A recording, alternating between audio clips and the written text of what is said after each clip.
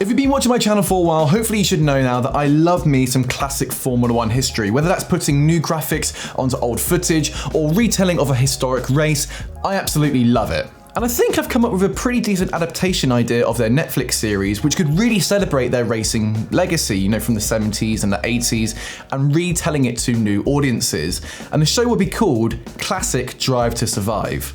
Now, just before we properly jump into the video, it is my New Year's resolution to try and reach 50,000 subscribers onto this YouTube channel. I know it's ambitious, but if you have been watching a few of my videos and aren't subscribed yet, click it down below, and yeah, hopefully we can reach that goal by the end of the year. So, onto the idea of Classic Drive to Survive. Now, the ethos of the show will be going back and retelling these hidden stories from Formula 1's past, utilising old footage which, thanks to modern technology, can now be seen in higher detail and bring back key figures involved to be interviewed in the same way as the current show. Plus, you could still utilise using motorsport reporters and commentary as well to help give context to the stories. The only difference is, as these stories happened so long ago, you wouldn't be needing to fake a narrative, and the interviewees would be speaking so freely about it because they're no longer tied to contracts or worried about potential sponsors, and you can just get the full juicy gossip of what happened behind the scenes. And I was speaking about this to my uncle Alex, who helps me out with all my historic F1 videos, and he gave me one story which fitted into this absolutely perfectly.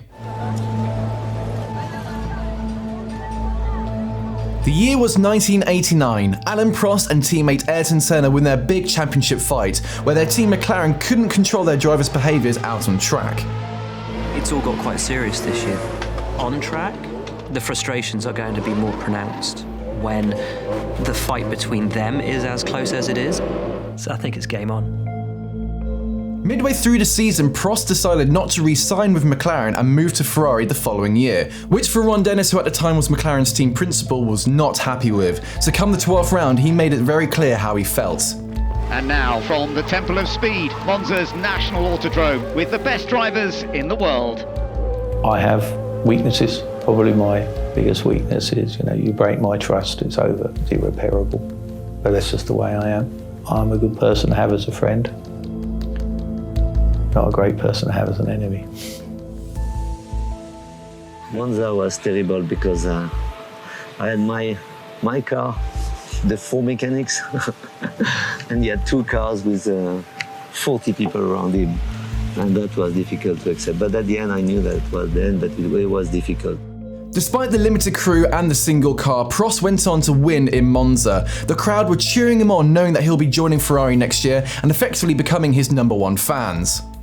Now, one thing which you may not know about, which is something I only learnt when creating my Formula 1 trophy video with Fox Silver, is that different teams have different procedures when it comes to actually receiving the trophies themselves.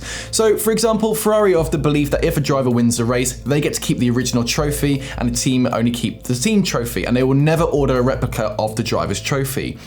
However, Ron Dennis made the rule the team get to keep both the drivers and the team trophy. And if the driver wants to have a copy of that, they have to order a replica from their own salary. So when Prost got onto the Monza podium and collected his trophy, this is what he did right in front of Ron Dennis.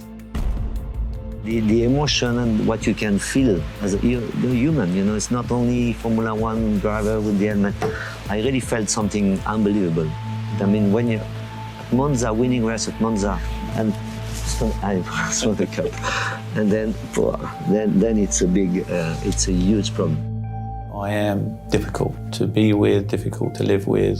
That reputation, which I fully accept, really came from not being able to tolerate people who didn't share my vision or didn't really understand why we did things. And what I love about this little story is that although this was over 30 years ago, it's such a small, petty thing to get angry over. And part of me finds it quite funny that McLaren's massive trophy cabinet from all the years, all of it is original teams and drivers trophy, all apart from one, which is a replica which was given to Ron by Alain at the very end of the season as an apology. But what do you think about the show idea, Classic Drive to Survive? Do you think this is something that Netflix and F1 should be trying to do? And also, if you have any hidden gem stories, let me know down in the comments below, because I'm sure all of us would love to read them. But that's it for this video, and I really hope you enjoyed watching this, and if you did, make sure to click the like button down below. And as a reminder, I'm trying to hit 50,000 subscribers, so if you are new here, then click subscribe in the middle there. But if you want to see some more videos of mine, you can do so by clicking over there on the left-hand side. But thanks very much for watching, and I'll see you next time.